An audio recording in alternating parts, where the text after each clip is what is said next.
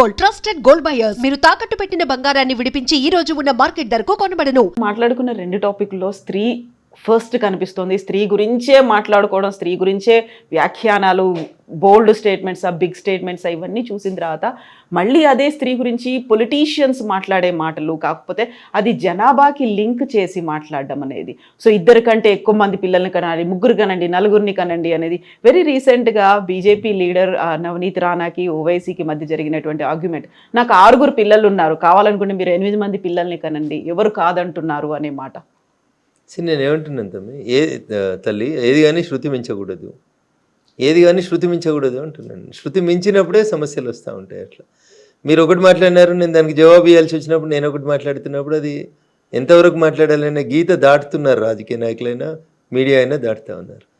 So మీరు 2 గంటారా, 3 గంటారా, 6 గంటారా, అది మీకు సంబంధించినటువంటి వ్యక్తిగతమైనటువంటి వ్యవహారంగా చూస్తే పంచాయతీ రాదు. But when it is mixed with the demography of the country, తప్పకుండా బీజేపీగా బాధ్యత గల వ్యక్తులుగా, దేశం కోసం ఆలోచించే వ్యక్తులుగా మేము మాట్లాడాల్సి వస్తుంది. మాకు అల్లా ఇచ్చిండు, మేము 12 మందిని కంటామంటే కుదరదు అంటున్నాం. ఒక దేశంలో ఉండాలనుకుంటే అందరం ఒకే రకంగా ఉండాలని కోరుకుంటున్నాం. సో యూనిఫామ్ సివిల్ కోడ్ రావాలని కోరుకుంటా ఉన్నాం. యూనిఫామ్ సివిల్ కోడ్ ఎందుకు రావాలనే చాలామందికి అర్థం కాకుండా ఏది పడితే అది మాట్లాడుతుంటారు. కవిత గారు, యూనిఫామ్ సివిల్ కోడ్ అంటే కామన్గా ఆలోచించారు. మీరు ఒక ఆడపిల్లగా మీ ముందు ఈ విషయం నేను ఉంచదలుచుకున్నాను.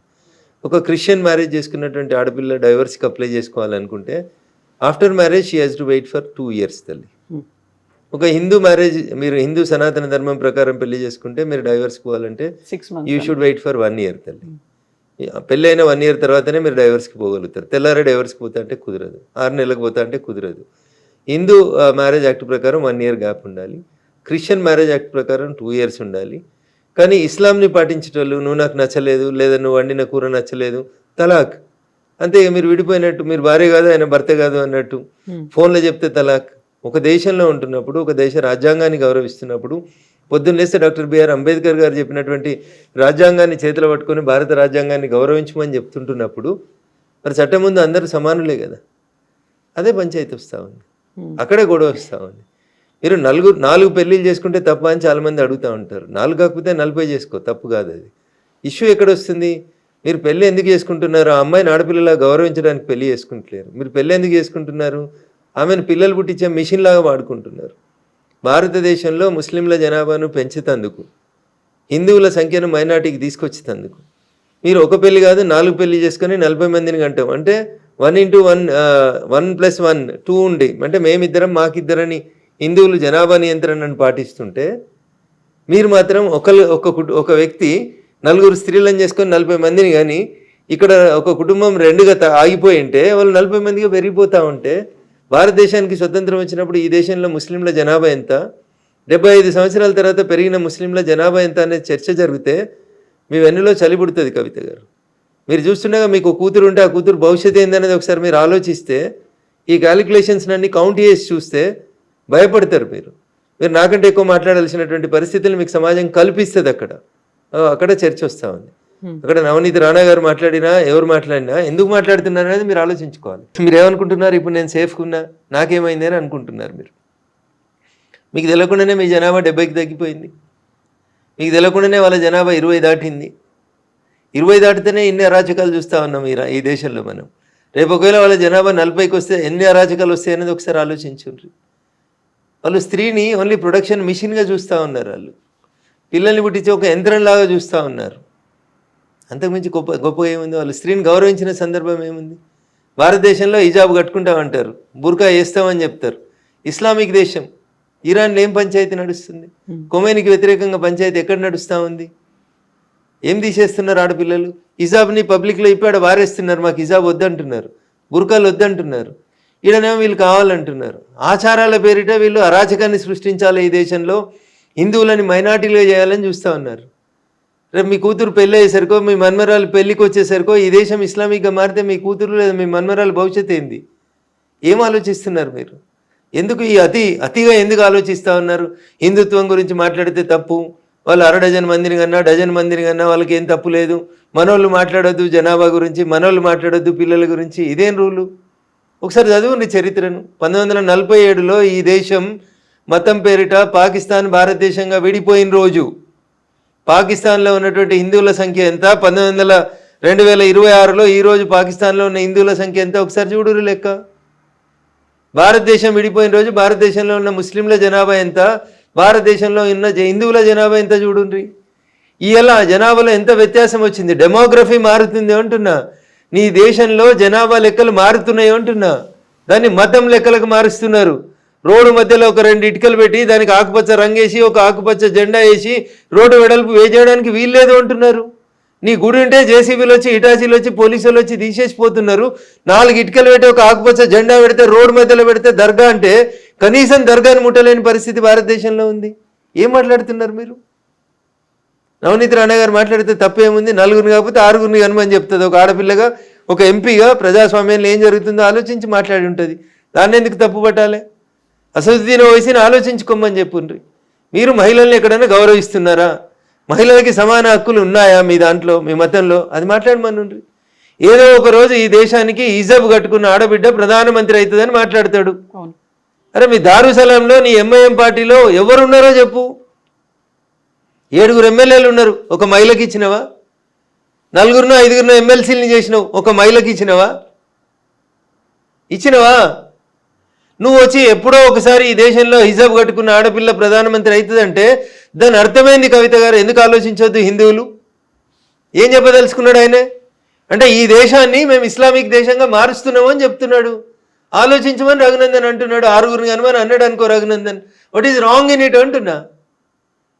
నీ ఆడపిల్లల్ని కాపాడుకోవడానికి, నీ మతాన్ని కాపాడుకోవడానికి, ఈ దేశ అస్తిత్వాన్ని కాపాడుకోవడం కోసం కనాల్సిన సందర్భం వస్తే కనుమని చెప్తాం. దాన్ని తప్పుకోటే అధికారం ఎవరికి ఉంటుంది?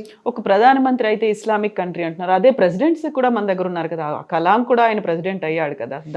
భారత ప్రజాస్వామ్య దేశంలో ప్రెసిడెంట్ గారి పాత్ర ఏంది, ప్రధానమంత్రి గారి పాత్ర ఏంది కవితకు తెలియదని నేను అనుకోవట్లేదు. మీరు అట్లా మాట్లాడడం తప్పు. దేనికి ఉండాల్సినటువంటి గౌరవం దానికి ఉంటుంది. రాష్ట్రపతికి ఉండాల్సినటువంటి గౌరవం రాష్ట్రపతికి ఉంటుంది. కానీ in a democratic country like India prime minister is the key post. అంటే ఏం చెప్పదలుచుకున్నాడు ఆయన?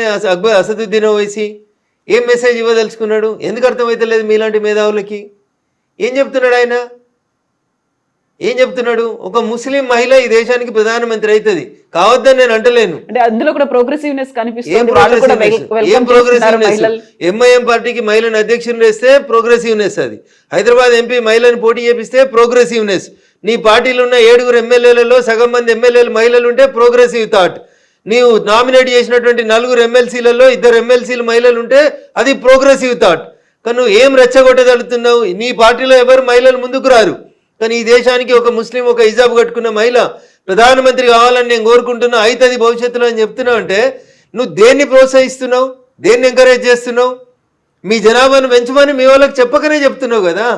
అకల్మన్కు ఇషారా బస్ కదా. ఈ మాత్రం కూడా హిందూ బంధువులు ఎందుకు అర్థం చేసుకోవద్దు? అప్పుడు మాట్లాడతారు. నవనీత్ రాణా మాట్లాడినా, రఘునందన్ మాట్లాడినా, రేపు ఇంకొకరు మాట్లాడినా బరాబర్ మాట్లాడతాం. నీ డెమోగ్రఫీని మారుస్తున్నారు వాళ్ళు. కొన్ని ఇప్పుడు వెస్ట్ బెంగాల్ పంచాయతీ అంత ఏంది? మొత్తం బంగ్లాదేశ్ ముస్లింలని, రోహింగ్యాలని, మయన్మార్లో ఇస్లామిక్ దేశాలలో తన్నెలగొడుతున్నారు వాళ్ళని. బంగ్లాదేశ్లో రోహింగ్యాలు ఉండరు. బంగ్లాదేశ్లో ముస్లింలకు ఉండడానికి సవలతులు లేవు. వాళ్ళకి సవలతులు ఏడున్నాయి? భారతదేశంలో ఉన్నాయి. వెస్ట్ బెంగాల్కి వచ్చి ఆ మమతా బెనర్జీ గారు ఆధార్ కార్డు ఇస్తారు, అది తీసుకొని వచ్చి హైదరాబాద్లో పనిచేస్తారు. హైదరాబాద్లో రోహింగ్యాల కాలనీ వస్తుంది. కాంగ్రెస్ ముఖ్యమంత్రి వీఆర్ సెక్యులర్ అంటాడు. కాంగ్రెస్ ముఖ్యమంత్రి జూబ్లీ హిల్స్ ఎలక్షన్స్ అప్పుడు ఒక అడుగు ముందుకేసి కాంగ్రెస్ అంటే ముస్లిమ్స్, ముస్లిమ్స్ అంటే కాంగ్రెస్ అంటాడు. కరెక్ట్ చెప్పిండు రేవంత్ రెడ్డి గారు, ప్రత్యక్షంగా చెప్పినా పరోక్షంగా చెప్పినా. ఇందిరమ్మ భర్త ఫిరోజ్ గాంధీ గారు వాళ్ళకంటే ముందు మాదంతా ముస్లిం మతం, మేమంతా అదే జాతీయులం, మా నాయకులంతా ముస్లింలే అని చెప్పకనే చెప్పిండు. అర్థం కావాల్సింది హిందువులకి, ఆలోచించాల్సింది హిందూ సమాజం. 70% నువ్వు తగ్గి 20% వాళ్ళు వస్తేనే ఇన్ని అరాచకాలు జరుగుతున్నాయి ఈ దేశంలో. బీహార్లో కిషన్గంజ్లో ల్యాండ్ మాఫియా ఇచ్చి హిందూ భార్యాభర్తల్ని కోసేసి భూములు ఆక్రమించుకొని పోతున్నారు. ఇవేవి మన మీడియా కనబడాయి, ఏవి మాట్లాడితే సెక్యులరిజం, మాట్లాడితే మత సామరస్యం, బొంద సామరస్యం. రేపు బొంద పెడతానికి జాగలు కూడా ఉండేవి మీకు. ఉంటే మా తర్వాత తరానికి ఏమైనా ఉంటుండొచ్చు. ఇప్పుడు కూడా హిందువులు కోలుకోకపోతే, మేలుకోకపోతే, వాళ్ళ అరాచకాలు ఇట్లే కంటిన్యూ చేయనిస్తే ఇంకా మనం హిందువులు మైనార్టీలు అయితే ఈ దేశంలో ఈ దేశ చరిత్ర కష్టమవుతుంది. ప్రపంచంలో హిందుత్వానికి కష్టం వస్తుంది. కాబట్టి కొందరు మాట్లాడుతున్నారు. దాన్ని పాజిటివ్ అర్థం చేసుకోండి. నెగిటివ్ ఎందుకు తీసుకుంటారు? బరాబర్ మాట్లాడతారు, తప్పకుండా మాట్లాడతారు. మాట్లాడాల్సిన సందర్భం వచ్చినప్పుడు మాట్లాడతారు. నా మతాన్ని మాట్లాడుకోవాలన్న రోజు, నా మతాన్ని కాపాడుకోవాలనుకున్న రోజు బరాబర్ అందరం మాట్లాడతాం. టీడీపీ అనగానే హిందూ మతం గురించి, కాంగ్రెస్ అంటే ముస్లిం అన్నట్టుగా అదే మేము ఎక్కడైనా ముస్లింలకు అన్యాయం చేసినామా? మేము ఎక్కడన్నా సిలిండర్లు ఇచ్చేటప్పుడు మీరు ముస్లిం కాబట్టి మీకు సిలిండర్ ఇవ్వద్దని చెప్పినామా? మేము ఎక్కడన్నా రోడ్ వేసేటప్పుడు ఇదంతా ముస్లిం బస్సు ఇక్కడ రోడ్ వేయకమని చెప్పినామా? ఏం మాట్లాడతారు కవిత గారు? బైన్సాల చూడు ఏం జరుగుతుందో. ఎంఐఎంఓడు మేయర్ అయితే హిందువుల ఇళ్ళ దిక్కు రోడ్ వేయ అంటాడు, నల్లా నీళ్ళు ఇయ్య అంటాడు. ఒకసారి చూడు ఏం జరుగుతుందో. బైన్సాకు ఇంటర్వ్యూ చేయండి ఒకసారి, తెలుస్తుంది. సకినాల మీద ఏం చేసిర్రో చూడు, హిందువుల మీద దాడులు ఎట్లా జరిగినాయో చూడు బైన్సాలో. ఇవేవి పనికిరావు మనకి. వాటి గురించి రఘునందన్ ఎందుకు మాట్లాడతాడంటాడు వాడు బైన్సాకి వెళ్ళి.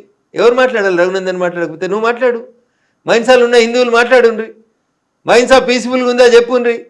బైన్సాలో హిందువులు ముస్లింల సంఖ్య సమానమైనప్పుడు హిందువుల పట్ల ముస్లింల వ్యవహారం ఎట్లుందో అడుగుండ్రు ఒకసారి. ఇవెందుకు అడిగారు? ఇవెందుకు ఆలోచించారు? ఒక్కసారి ఎవరో ఒకరు మాట్లాడగానే దాన్ని భూతద్దలో పెట్టి ఎందుకు చూస్తుంది మీడియా? బరాబర్ మాట్లాడతాం.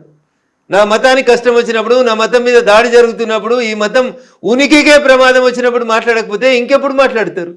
ఇంత మాట్లాడుతున్నటువంటి ఆర్ఎస్ఎస్ చీఫ్ మోహన్ భాగవత్ ఆయన పెళ్లి చేసుకోలేదు, ఆయనకు పిల్లలు లేరు, బట్ వాళ్ళే ఎందుకు మాట్లాడుతున్నారు? ఇప్పుడు మీకు బాధ్యత లేదు, మీరు బాధ్యతగా వ్యవహరించారు. బాధ్యతగా ఉండాల్సిన మీడియా బాధ్యత తీసుకోదు. వారు ఈ దేశం కోసం తన జీవితాన్ని అంకితం చేసి దేశం కోసం పనిచేస్తూ ఏది మంచి ఏది చెడు అని చెప్తున్నారు. హిందుత్వాన్ని కాపాడకపోతే ఏం నష్టం జరుగుతుందో చెప్తున్నారు. దానికి పెళ్ళే కావాల్సిన అవసరం ఏముంది?